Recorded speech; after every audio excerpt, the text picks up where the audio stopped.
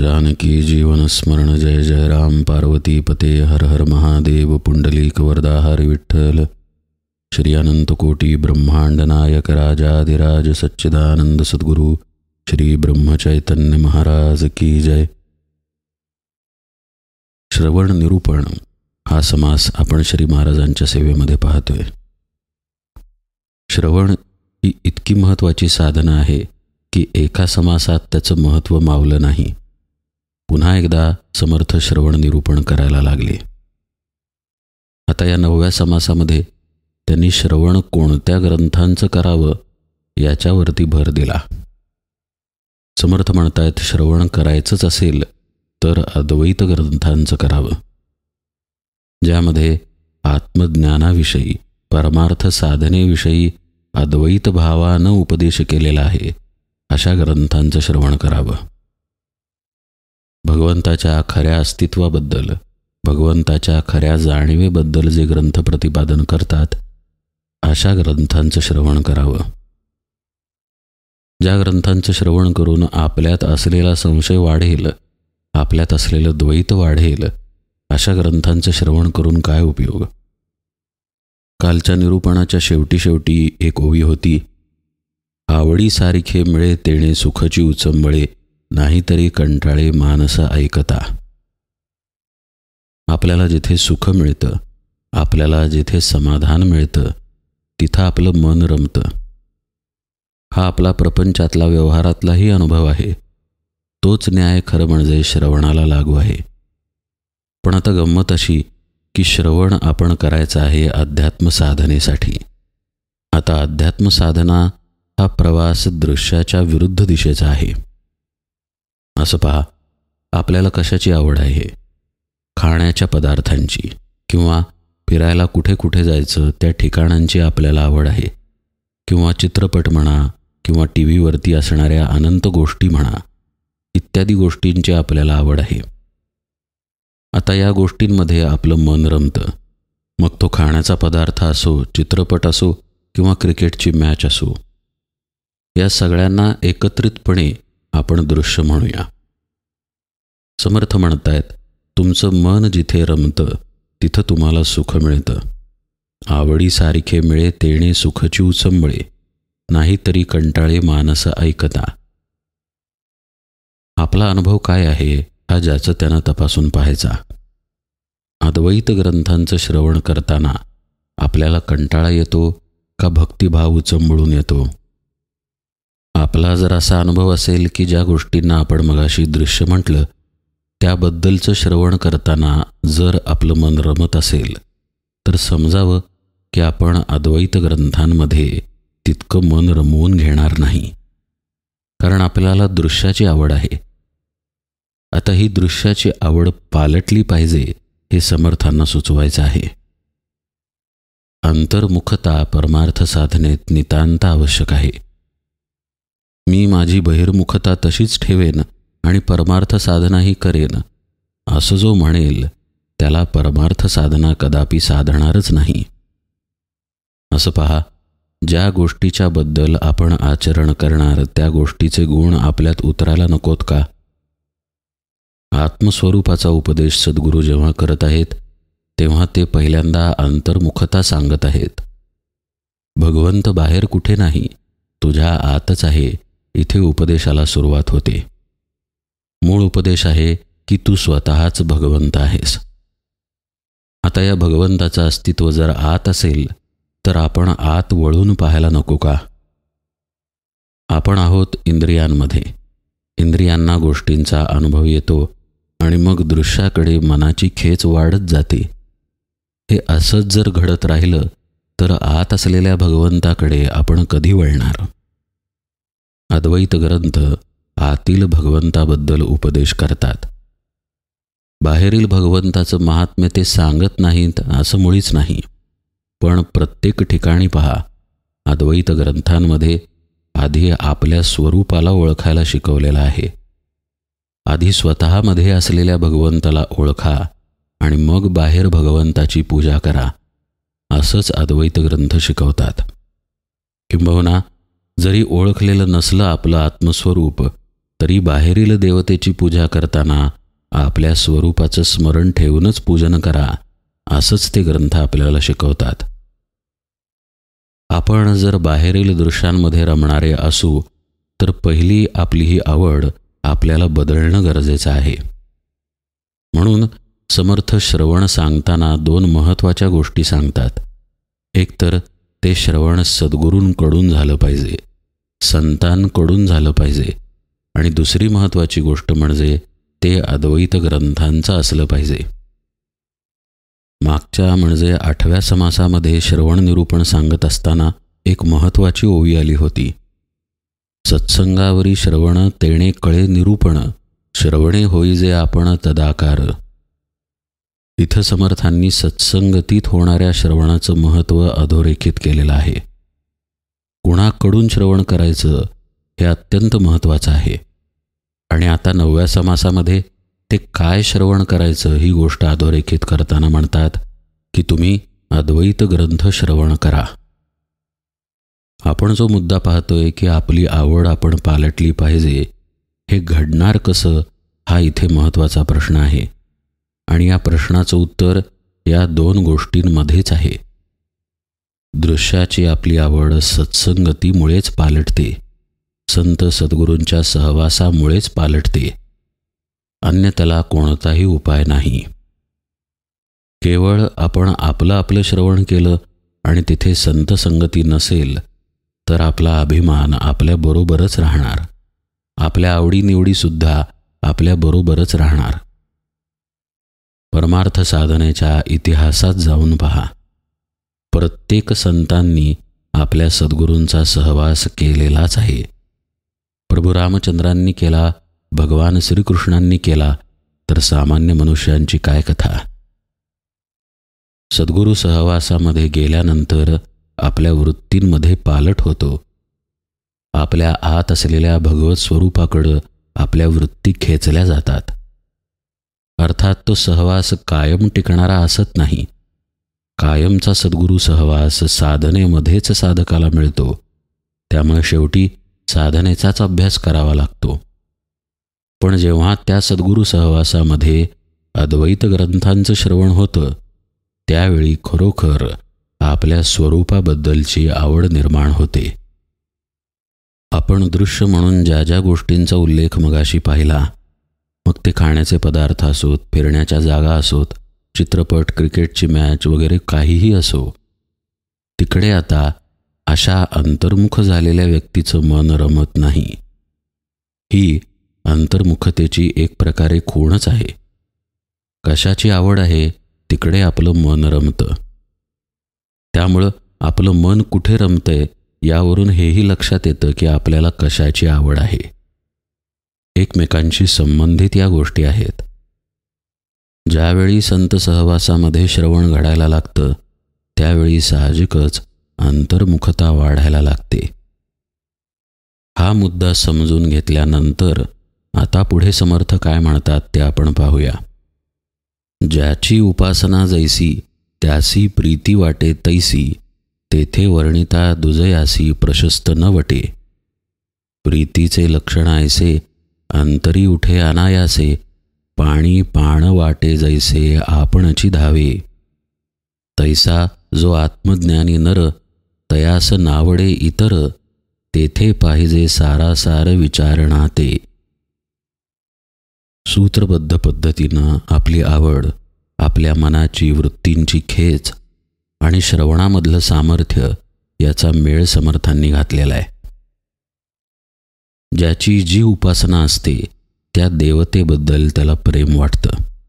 तिथं त्याला दुसऱ्या देवतेचं वर्णन ऐकायला लागलं तर ते त्याला प्रशस्त वाटत नाही, असा दाखला समर्थ देत आहेत. समर्थ हीच गोष्ट समजावून सांगतायत की आपली आवड आणि आपली कृती याचा मेळ असतो. तसं जो अंतर्मुख आहे, आत्मज्ञानाच्या प्रवासामध्ये लीन आहे, लीन असा शब्द आहे बरं का, जो नुसता प्रवासात आहे तो नाही, प्रवासात लीन असणं गरजेचं आहे, रमून राहणं गरजेचं आहे. असं पहा, आपण शाळेत असताना कधीतरी चित्रकलेच्या स्पर्धेमध्ये किंवा चित्रकलेच्या क्लासमध्ये बसलो असू तर सर्वच विद्यार्थी मनापासूनच चित्र काढतात असं नाही. ठराविकच विद्यार्थी मन लावून चित्र काढत असतात. त्यामुळं कृती जरी आपण करत असलो तरी ती मनापासून करणे हा एक वेगळाच प्रकार आहे. जो अध्यात्म मार्गामध्ये आत्मज्ञानाच्या वाटेवरती रमून आहे, तिथे लीन होऊन आहे, त्याला त्या आत्मज्ञानाच्या विषयाशिवाय इतर कोणताही विषय रुचत नाही हे समर्थांना सुचवायचं आहे. प्रीतीचे लक्षण ऐसे अंतरी उठे अनायासे, पाणी पाण वाटे जैसे आपणची धावे, असाही दाखला समर्थ देतात. पाणी उताराकडं सहज धावतं. त्या पाण्याच्या धावण्यामध्ये प्रयत्न असत नाहीत, बळजबरी असत नाही. एक प्रकारची सहजता आहे तिथे. तसं ज्याचं ज्याच्यावर स्वाभाविक प्रेम आहे त्याच्याबद्दल त्याच्या अंतर्यामी आपोआप ओढ असते. तिकडेच तो मनुष्य धाव घेतो ज्याचं प्रेम त्याच्या मनात आहे. तसंच जो आत्मज्ञानाच्या वाटेवरती आहे त्याची धाव अद्वैत निरूपणाकडे असते, संत सहवासाकडे असते, संतांच्या सहवासातील श्रवणाकडे असते.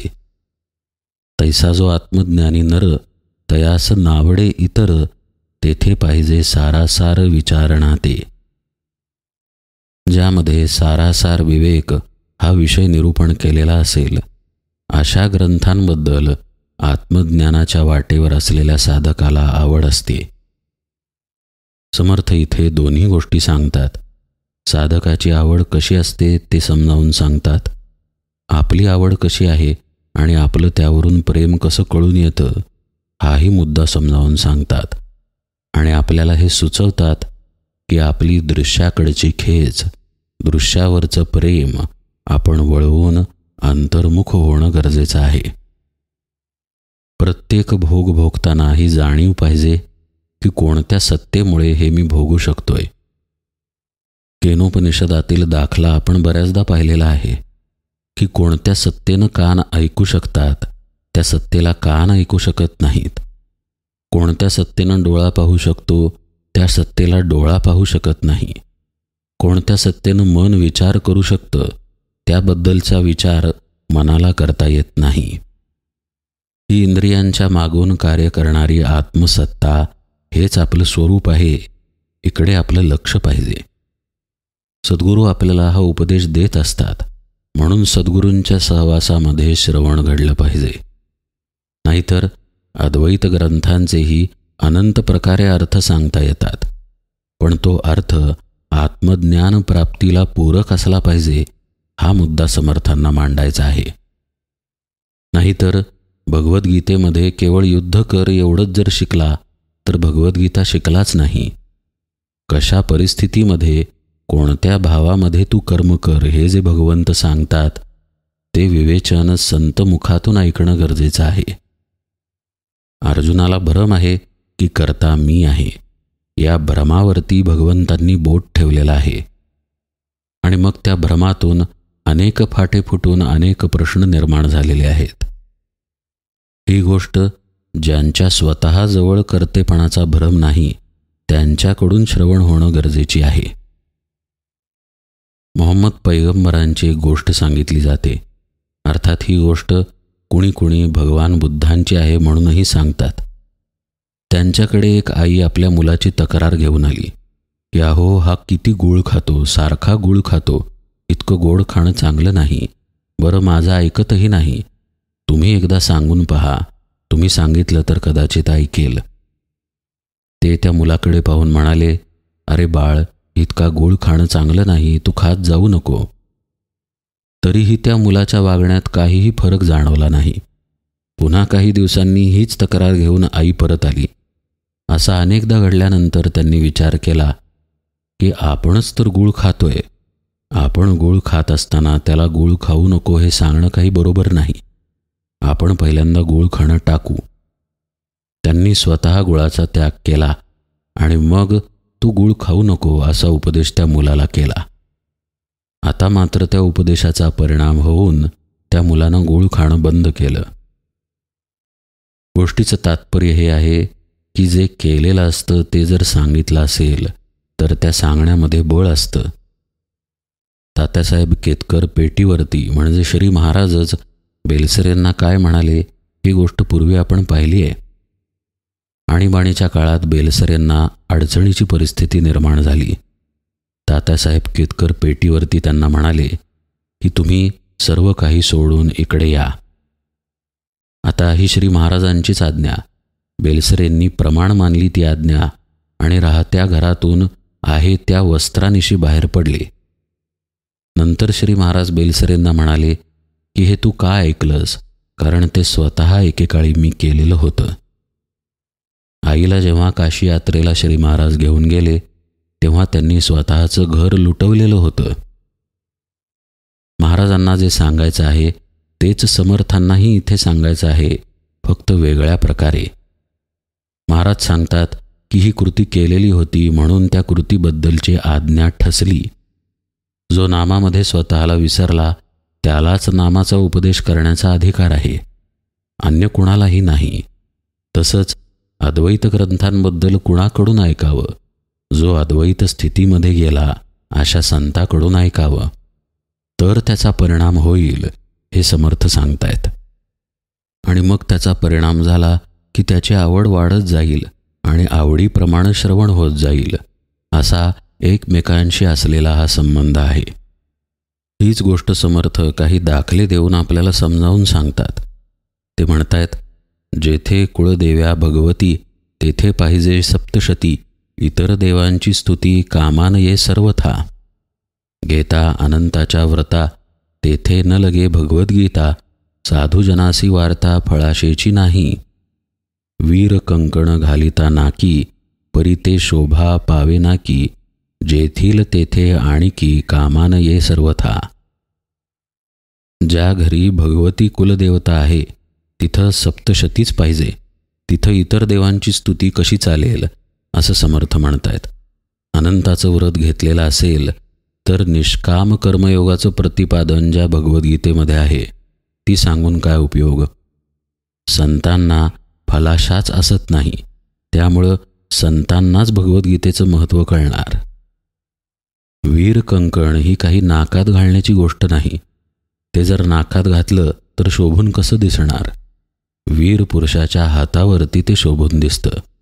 समर्थ म्हणतायत, जी वस्तू जिथे योग्य दिसते तिथेच ती शोभून दिसते. जेथील तेथे आणिकी कामान ये सर्वथा. त्यांना मुद्दा हाच सांगायचा आहे की आत्मज्ञानी पुरुषाला अद्वैत ब्रह्मज्ञानाचं श्रवणच शोभून दिसतं आणि अद्वैत ब्रह्मज्ञानाचं श्रवण करणारा आत्मज्ञानाच्या वाटेवरती असतो. परस्पर संबंध आहे आपलं कर्म आणि आपली आवड, आणि आपली आवड आणि आपलं कर्म. पुढे काय म्हणतायत पहा समर्थ. नाना महात्मे बोलिली, जेथील तेथे वंद्य झाली, विपरीत करून वाचिली तरी ते विलक्षण.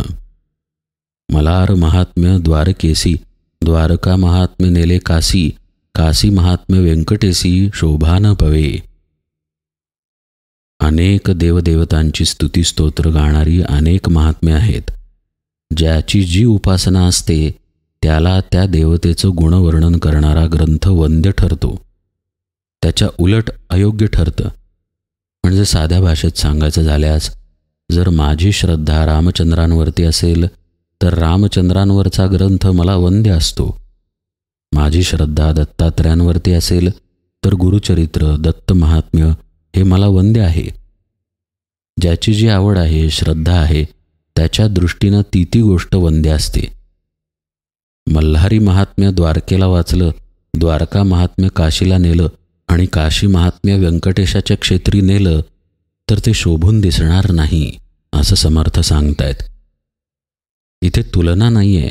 समर्थ तत्वज्ञान समजावून सांगतायत की जशी आपली आवड असते तशी आपली कृती असल्या कारणानं तिथे तिथे ती गोष्ट शोभून दिसते.